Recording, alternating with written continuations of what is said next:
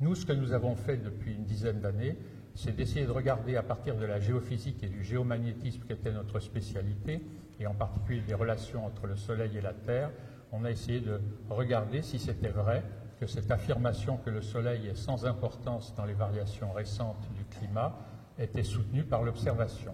Pour cela, il nous faut avoir des indicateurs de la variation de l'activité solaire. Le premier indicateur auquel on peut songer, mais ça n'est pas le seul, ce sont les taches solaires. Je pense que vous connaissez tous ces cycles de taches solaires qui font en gros une dizaine ou 11, on parle du cycle de 11 ans. En fait, vous voyez que ce cycle est extrêmement variable. Si j'en trace l'enveloppe, il y a eu des périodes, une période en particulier au XVIIe siècle qu'on appelle le minimum de Maunder, au cours duquel il n'y avait pas de taches solaires sur le Soleil, et on est sûr que c'est le cas parce que l'observation de qualité avait commencé avec Galilée avant ce minimum. Et puis vous voyez des variations considérables, et en particulier, je vous demande de vous focaliser sur les variations, c'est ce que nous avons fait dans un premier temps il y a une dizaine d'années, de l'activité solaire au cours de du siècle qui vient de se terminer. Vous voyez une variation que j'appelle en M, hein, une amplitude croissante, décroissante avec deux maximums, qui est tout à fait une signature caractéristique. Et cette signature caractéristique, nous l'avons retrouvée dans les variations de la température, par exemple, dans les stations météorologiques des Pays-Bas. Je vais vous montrer une série de ces résultats d'observation que nous avons accumulés au cours de la dernière décennie, avec la surprise, je vous donne la conclusion par avance, de retrouver de plus en plus fortement et clairement des signatures solaires dans des observations que, je pense, personne ne conteste. Cette première figure vous montre deux courbes. La courbe en bleu, c'est la variation de l'activité du Soleil de 1920 à l'an 2000. Vous y retrouvez cette espèce de grand M majuscule dissymétrique que je vous montrais dans la figure précédente, où il avait été tracé à la main. Ici, il est calculé soigneusement. Et puis, on a dans la courbe en vert la variabilité, ce qu'on appelle la durée de vie, de la température dans les stations, dans l'ensemble des stations des Pays-Bas. Et vous voyez que ces deux courbes ont un degré de corrélation tel que la phrase célèbre que vous avez tous appris, corrélation n'est pas causalité. Quand on a une corrélation comme ça, avec des variations non périodiques, dissymétriques sur une durée suffisante, avec un nombre de degrés de liberté suffisant, eh bien, il vaut mieux réfléchir à la possibilité d'une relation causale entre les deux. Et depuis le début, nous n'avions guère de doute, et on a pu confirmer cela avec l'ensemble des stations météo européennes. Ensuite, on a analysé quelque chose d'autre qui était plus près de nos compétences de géophysicien de la Terre solide. On a regardé l'évolution de la longueur du jour, ou ce qui revient au même de la vitesse de rotation de la Terre, sa croûte et son manteau sur lesquels vous êtes assis en ce moment. On n'est pas dans l'atmosphère, là, on est sur la Terre solide. Cette variation de la longueur du jour, elle a une composante caractéristique qui varie tous les 6 mois et qui est représentée ici en bleu. L'échelle de gauche est en millisecondes. La variabilité est de l'ordre de 0,3 millisecondes. C'est la variabilité à cette fréquence-là de la longueur du jour. Ça a l'air tout petit. C'est quelque chose qu'on sait très bien mesurer depuis, en gros, les années 60. Et la courbe en bleu que vous voyez là est déterminée avec une grande confiance. Et la courbe en rouge qui est mise par-dessus n'est pas vraiment, comme c'est dit dans la légende quand je vais vite, le nombre de taches solaires. C'est le nombre de taches solaires retournées, changées de signe et décalées d'un an. Pourquoi est-ce qu'on fait ça? Parce qu'on sait, et on y reviendra tout à l'heure, que les rayons cosmiques sont en antiphase et déphasés d'un an par rapport au Soleil. Donc vous voyez une corrélation tout à fait remarquable et étonnante entre une variation solaire et une variation de la rotation de la Terre. Comment est-ce que le Soleil fait avec ses photons, son énergie, son vent solaire pour affecter la rotation de la Terre solide? J'y reviendrai soit dans mon exposé, soit dans les questions si vous le souhaitez. Troisième exercice auquel nous nous sommes livrés, chercher des stations dans lesquelles on a des enregistrements suffisamment longs pour y repérer des effets qui sont relativement fins et être sûr que ces effets sont bien repérés. 3 observatoires, à Prague, à Bologne et à Uccle en Belgique, ont un enregistrement de 250 ans au moins qui permet de faire l'exercice suivant. Vous prenez les cycles solaires que vous avez vus tout à l'heure sur cette période de 250 ans. Vous calculez le cycle solaire moyen. Vous découpez alors la population de vos données en deux, les enregistrements annuels du 1er janvier au 31 décembre dans chacun de ces observatoires qui ont été faits quand les années étaient supérieures à la moyenne solaire, et un deuxième paquet qui est faire la moyenne des distributions de température annuelles quand c'était inférieur. Les courbes rouges sont les courbes du 1er janvier au 31 décembre, moyenne pour tous les cycles supérieurs à la moyenne, et la courbe bleue, c'est la courbe pour tous les cycles inférieurs à la moyenne. La différence entre les deux est d'1 degré. Elle est significative avec un test, par exemple, de Kolmogorov-Smirnov à 99%. Donc il n'y a aucun doute que sur ces durées-là, ces observatoires savent, entre guillemets, si le cycle solaire est fort ou faible, au-dessus de la moyenne ou en dessous de la moyenne. Vous voyez un autre piège, si j'ose dire. Vous voyez que la courbe rouge est au-dessus de la courbe bleue à Prague et à Bologne, mais en dessous, en Belgique. Ceci veut dire que le signe de cet effet fondamental, qui ne peut qu'être lié au Soleil et à son cycle de 11 ans, change de signe à des échelles régionales très faibles. Si vous vous amusez à faire la moyenne européenne, vous allez tuer l'effet. Ça montre, Richard a parlé de l'importance des vents et des montagnes, ça montre l'importance du climat local. La signature de ces effets est clairement solaire, mais elle est variable à cause d'un effet local, régional, dû au climat, au sens moyen des vents et ainsi de suite.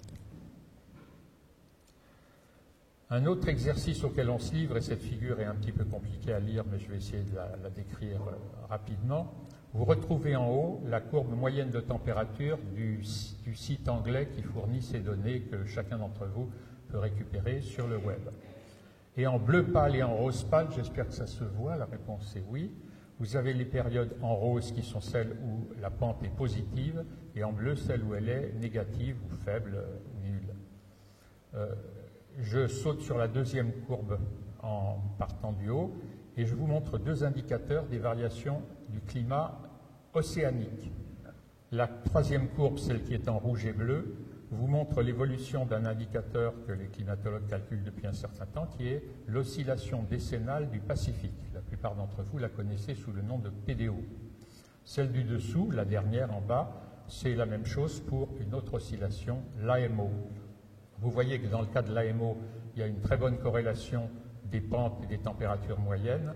Vous voyez que pour la PDO, c'est moins facile à voir, mais statistiquement, il y a beaucoup plus d'événements rouges quand la pente est croissante et d'événements bleus quand la pente est décroissante.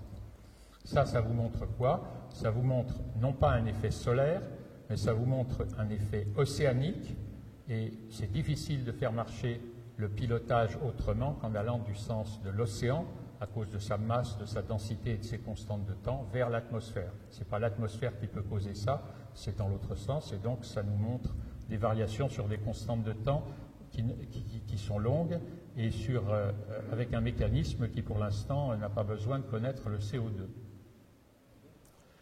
Le dernier résultat que je veux vous montrer, celui-là, je suis sûr que vous ne l'avez pas vu, parce que c'est un article que mes collègues Jean-Louis Lemuel, Fernando Lopez et moi-même avons soumis hier, avec difficulté d'ailleurs, pour des raisons purement informatiques. Et c'est une analyse que nous avons menée récemment, non seulement sur les indices solaires, mais sur un aussi grand nombre possible d'indices fournis par les climatologues avec lesquels ils suivent ce qu'on appelle l'oscillation de Madden-Julian, MJO, la PDO dont je vous ai déjà parlé, la AO, El Niño, que vous connaissez tous au moins de nom, et les précipitations au Sahel, les précipitations au Brésil. Chacun de ces indicateurs est un indice climatique, entre guillemets, fourni sur un site et que chacun d'entre vous peut récupérer sans difficulté. Et qu'est-ce qu'on leur a fait subir à ces pauvres séries de données qu'on voulait étudier? On a utilisé une méthode qui n'est pas récente, mais qui a été relativement peu utilisée dans nos domaines au cours des dernières décennies, qui est la SSA, Singular Spectrum Analysis, ou analyse spectrale singulière. C'est une méthode d'une grande puissance. Fernando Lopez, chez nous, l'a développée de façon tout à fait intéressante, et elle révèle des choses remarquables que je vous illustre sur les taches solaires d'abord. Sur cette diapo, c'est une illustration de la méthode, et dans les diapos suivantes, vous allez voir quelques résultats frappants. La courbe en haut à gauche, rouge, c'est l'évolution des taches solaires de 1905 à 2010 à peu près. Donc on a un peu plus d'un siècle. C'est la courbe que vous avez vue dessiner tout à l'heure avec l'enveloppe rouge au-dessus, mais ça c'est la vraie, si j'ose dire, extrêmement précise.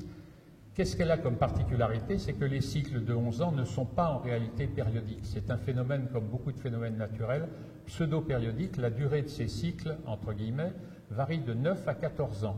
Et l'amplitude, vous voyez, varie énormément. Si vous vous amusez, pour ceux d'entre vous, les scientifiques qui connaissent la méthode de l'analyse de Fourier, si vous faites une transformée de Fourier où vous essayez d'extraire des fréquences de ce signal, ça marche très mal parce que le phénomène est trop pseudo-périodique et trop variable en amplitude. En revanche, la méthode SSA, qui consiste à décomposer en composante principale la série temporelle, s'adapte aux données et est parfaitement capable de suivre une évolution pseudo-périodique. Et c'est ce que vous voyez sur les 4 courbes suivantes. Celle qui est en bas à gauche vous représente ce qui jouerait le rôle d'un spectre de Fourier. C'est en gros l'intensité des valeurs propres des composantes dans lesquelles on est capable de décomposer le signal. Vous voyez qu'il y a une première qui est très élevée, une seconde en vert qui est de taille moyenne, et puis très rapidement, vous voyez des composantes de haut degré qui sont d'amplitude très faible. Vous pouvez récupérer ces composantes. La première composante est représentée en haut à droite en bleu. Vous y reconnaissez sans difficulté le cycle solaire très bien modélisé par une seule composante de l'analyse. C'est extraordinairement efficace et économique. Le deuxième en dessous, c'est le deuxième harmonique. Elle est à 5,50 périodes et vous voyez qu'elle est modulée fortement. Et la troisième, c'est l'harmonique suivant, c'est-à-dire 3,6 ans, le tiers du cycle solaire. Et si vous regardez l'intensité de chacune de ces composantes, la première comprend 77% de l'intensité de la variance du signal, la seconde 15%, la troisième 3%, vous faites la somme des trois. 95% de ce signal qui paraissait si complexe est représentable par des courbes extrêmement simples, dont la plus importante est le cycle solaire. Bon, on n'est pas surpris de voir ça dans le cas du Soleil. On peut regarder un autre indice. Il y a plusieurs indices qui témoignent de l'activité permanente du Soleil. Un autre s'appelle les facules polaires, des taches sombres qui sont les facules, c'est des taches brillantes, actives, qui sont dans les hautes latitudes du Soleil. Et on a fait la même analyse et on a calculé ensuite sa transformée de Fourier. La transformée de Fourier de la courbe que vous avez vue dans la figure précédente, donc la courbe bleue du haut à droite qui montre bien le cycle de 11 ans, elle est représentée ici. C'est la deuxième composante. Vous voyez un pic extrêmement étroit, c'est l'essentiel de l'énergie est concentré autour de 5 ans et demi. Si vous faites ça avec les facules polaires, vous obtenez la courbe rouge, ou c'est l'inverse, mais peu importe où. La bleue, c'est les facules, la rouge, c'est les taches solaires. Vous voyez que si vous estimez que la largeur du pic vous donne une idée de l'incertitude, les deux sont indistinguables l'une de l'autre. Et donc, facules polaires comme taches solaires ont une forte composante à 11 ans, une composante très significative à 5 ans et demi, et même une composante à 3,6 ans. Et quand vous avez pris la somme des trois, vous avez épuisé 90% de l'énergie du signal. Bon, trouver ça sur le Soleil, c'est nouveau en termes d'expression des résultats quantitatifs, mais qualitativement, c'est évidemment quelque chose qui est bien connu depuis longtemps. Ce n'est pas surprenant de trouver le 11 ans et ses harmoniques dans les facules solaires, si ce n'est que l'analyse SSA permet de les extraire très bien. Mais on a appliqué le même système exactement aux indices climatiques. Donc la courbe alors les couleurs, je ne sais pas si vous les voyez bien sur l'écran. L'orangé, c'est la fameuse PDO, la Pacific Decadal Oscillation.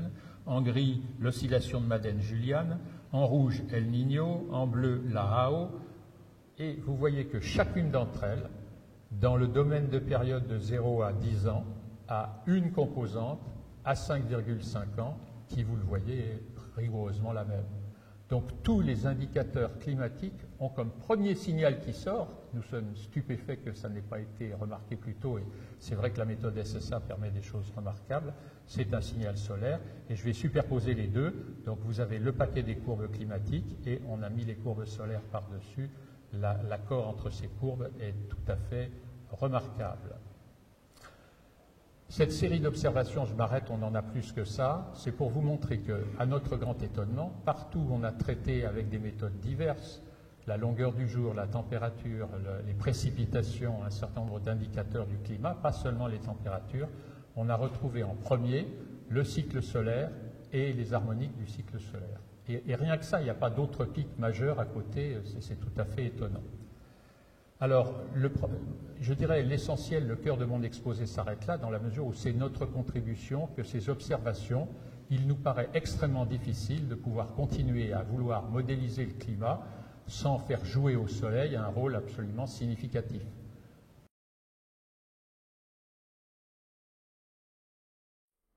Oui, donc petit complément de ma vidéo qui parle de cette histoire de climat et de CO2.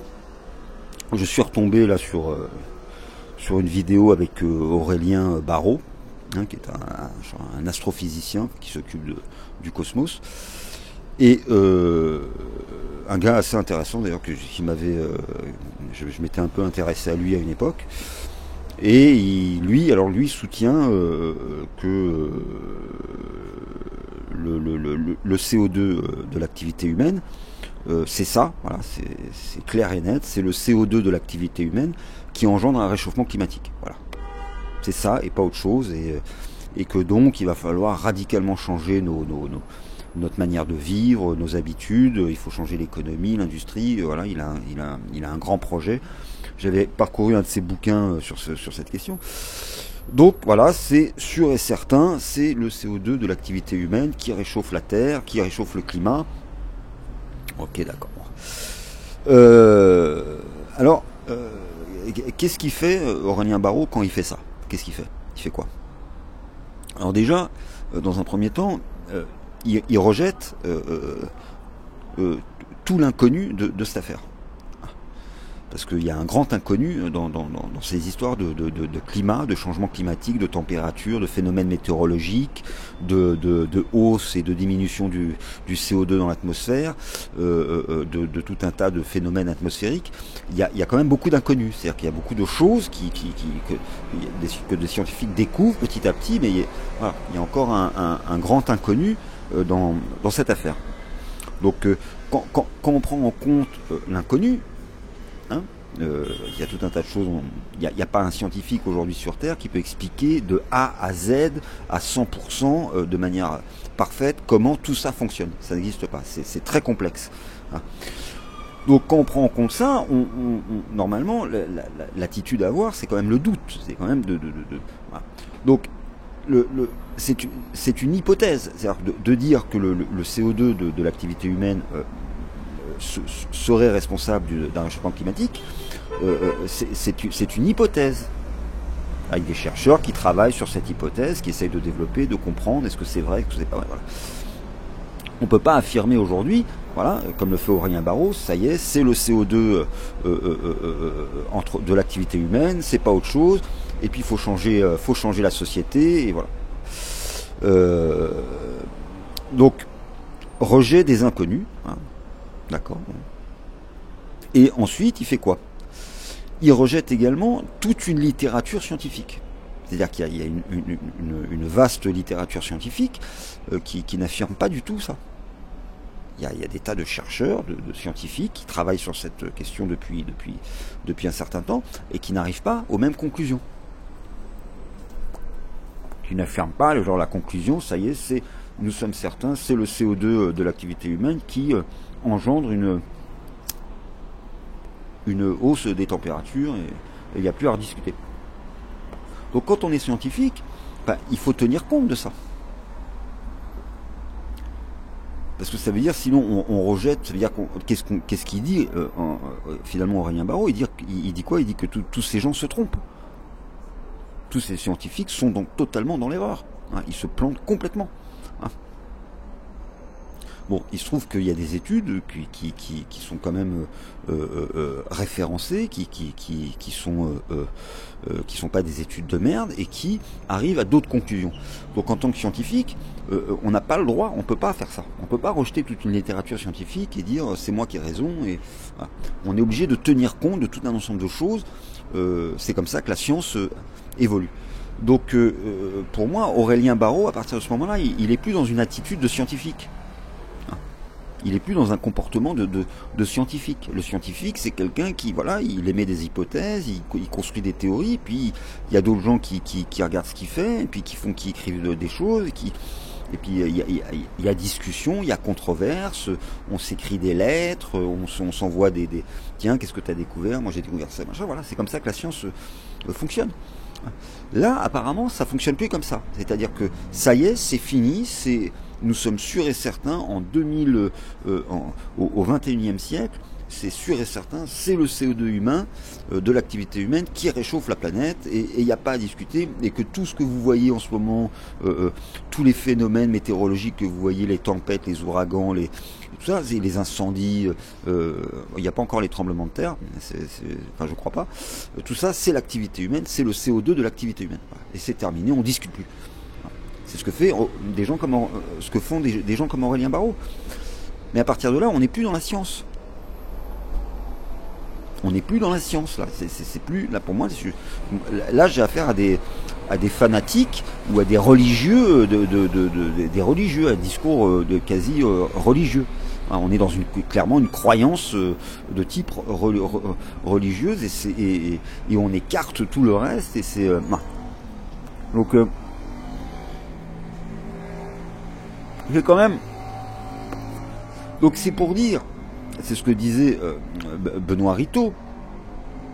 Parce que Benoît Ritaud, on lui demande, oui, mais quand même, il y a quand même beaucoup de scientifiques qui disent certaines choses et oui, mais c'est bien la preuve qu'on peut être un scientifique reconnu, réputé, hein, connu. Aurélien Barraud, c'est quelqu'un de connu que moi-même, comme j'ai dit au début au début de la vidéo que je l'avais écouté et il m'avait intéressé, je trouvais qu'il racontait des choses très intéressantes, passionnantes sur le cosmos, sur ça.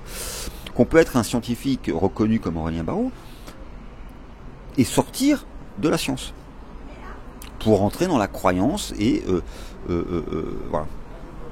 Donc c'est très grave, c'est très grave. Il se trouve qu'il y a des gens qui disent aujourd'hui que les phénomènes naturels d'ordre terrestre et cosmique qui étaient à l'œuvre dans cette histoire d'augmentation, diminution de CO2 et dans ces histoires de climat sont encore très importants aujourd'hui et qui n'ont pas disparu avec la révolution industrielle. C'est-à-dire que les phénomènes naturels qui ont engendré par le passé des montées et des diminutions de CO2, ils ne se sont pas arrêtés au 19e siècle. En 1810, 1820, 1840, ça y est, c'est fini. Avec la révolution industrielle, ces phénomènes naturels, c'est terminé. Maintenant, c'est le CO2 des locomotives, des cheminées qui engendrent une... Voilà. Et ces phénomènes naturels, ils sont encore là. Et ils sont complexes. Il y a encore beaucoup d'inconnus. La climatologie, c'est pas un truc elle n'a pas 5000 ans d'histoire, la climatologie. C'est nouveau, c'est récent dans l'histoire de l'humanité, la climatologie. Donc il y a tout un tas de scientifiques qui découvrent tout un tas de choses.